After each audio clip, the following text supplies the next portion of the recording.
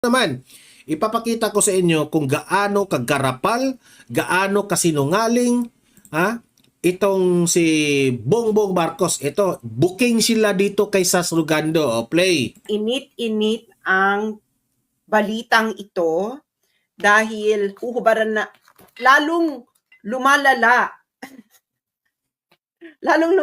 ang kasinungalingan ni Bongbong Marcos. Okay, i-share niyo muna ito dahil bago lang ito eh.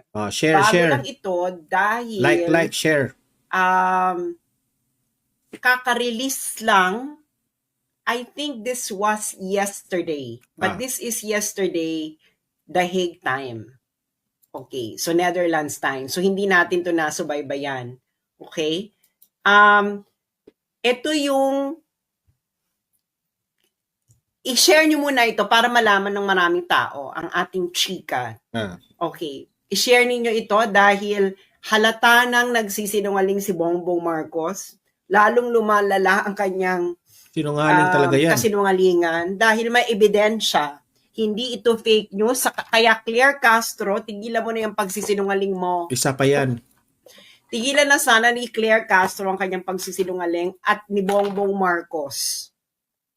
Okay, so sana yung mga sundalo at pulis makinig sa akin dahil niloko kayo ni Bongbong Marcos.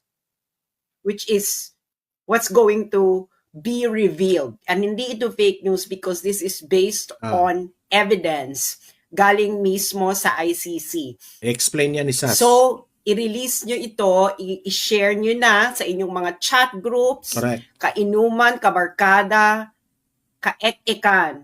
Ayan, para malaman ninyo kung nakikinig kayo, ha? Kung nakikinig kayo, yung mga sundalo at pulis, sana nakikinig kayo. Hindi ba? Dahil niloloko na naman tayo ng ating commander in Coca-Cola. Ay, nako. Okay. So, ano ba tong sinasasabihin ko ngayon? Okay. Bibigyan ko muna kayo ng konteksto.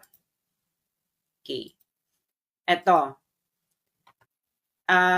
Naalala nyo tong sinabi ni BBM. Yan.